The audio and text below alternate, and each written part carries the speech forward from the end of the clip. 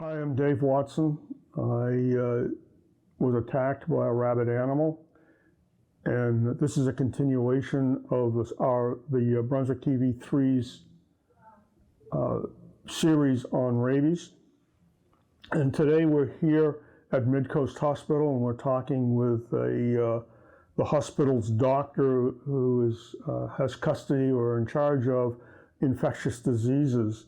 And I will introduce you to the doctor, and not to slay his name, I'll let him introduce So I'm you. Dr. Michael Medallo. I'm an infectious disease doctor here at Midcoast. I'm actually from the coastal region, and I'm happy to be back here after spending some time away from the state practicing to become a doctor.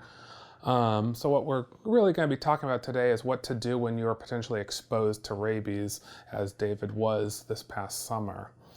So the most important thing to know is if you're ever bitten by an animal, any animal, and that potential animal could have had rabies, you need to either call 911 or your doctor, or you need to reach out for help.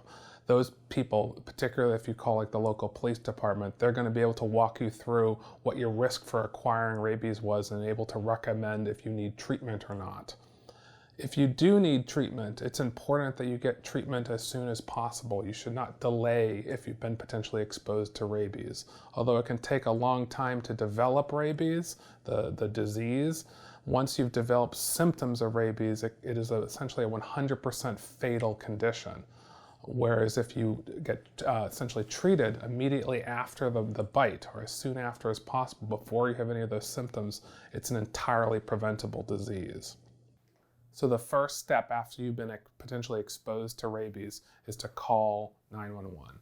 That way you can talk to someone who's an expert in rabies and can assess your risk for having acquired rabies. It can vary depending on the type of animal and the type of the encounter.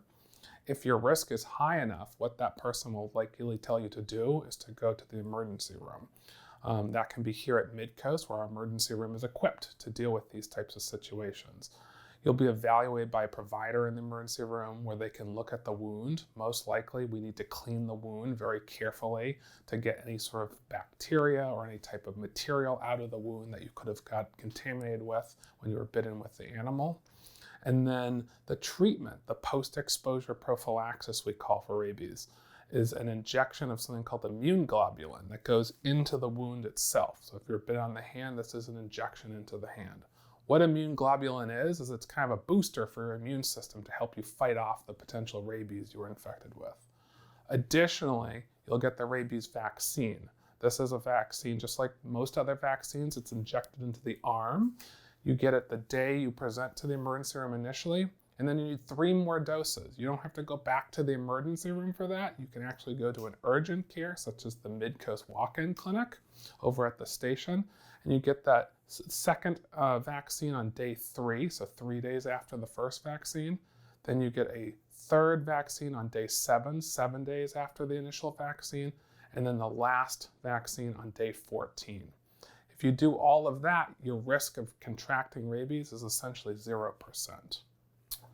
There's also an old wives' tale that when people are potentially exposed to rabies, they need to get multiple injections into the stomach. And that's because a long time ago, that was the way we administered rabies, immune globulin. And although that was very uncomfortable, the fortunate thing is that's not what we do anymore. Like I described, this is an injection with a very small needle into the area of the wound. And most people, like David, could tell you it's actually not a terribly painful thing, and it's actually very easy to do. And in my case, I can testify that it's no worse than a flu inoculation. And after you get those vaccines, it's important that you follow up with your primary care provider to just see how you're doing. Most people do very, very well with the vaccines. It's rare to have any side effects. And like I said, these vaccines are very, very effective for preventing the progression to rabies. But it's still important for you to monitor your symptoms, see how you're doing, and to follow up with your primary care doctor to make sure everything is going according to plan.